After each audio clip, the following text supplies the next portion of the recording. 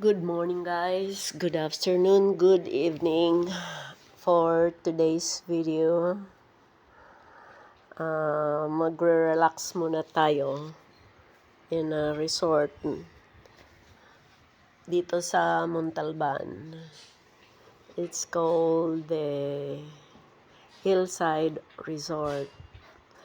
Ito yung entrance niya going sa main pool. And this one, ito yung mga ano ba tawag doon? Event center. This area on my left at saka yung doon sa a little bit farther yung puti na yung building. Those are event center. Now, ito yung going sa public pool. A huge public pool at saka meron siyang mga cottages. Open cottages. Mura lang dito guys. Ang entrance is only 150 per head. And yung cottages na yan na nakikita natin is only I think 1,000 or 1,500. Wala pa siyang tao kasi maaga pa. It's only around 8 o'clock in the morning. Kaya empty pa yung pool at saka yung mga cottages. So it's timely na mag video tayo para walang tao. Kitang-kita. It's literally hillside. Ayan yung back ng resort. Ayan yung likod na ng resort.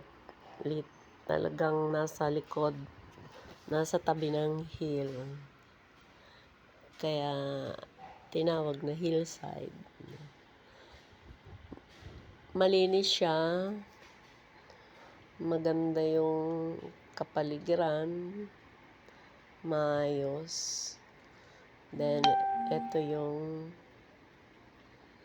ano niya, tulay. Parang siya yung naghahati between the kids and the adult pool. Ayan yung nasa left side is the kids pool. Malaki din siya. The usual kids pool. Ang pinakamalalim niya is 4 feet. Pero pag mula doon sa may hagdan, mababaw lang siya. And this one is the adult pool. Ang lalim niya is 6 feet. Ayan. Ayang villa na yan, you can rent that overnight. May overnight stay, that 2 building. Yan, let us close up the kids pool. Meron din siyang 2 slide. Tapos may railing din para ano. And this one, ang ano to, basketball court ito. Ayan, open area pa yan. Hindi ko pa alam kung i-develop na yan or what. Ang view na ito is from the second floor ng accommodation namin. Ayan yung takip ng pool. Kasi nga mainit. So may takip siya pero hindi buo. May shade lang siya. Ayan. May shade lang siya. Ayan ang view. Yung malaking pool niya ay nakikita. Kaya yan o. Kung May naliligo doon na kasama nyo. Makikita nyo sila from the balcony of the accommodation. Ayan yung kabuuan ng pool sa loob ng villa. Private villa siya. Ito naman yung likod.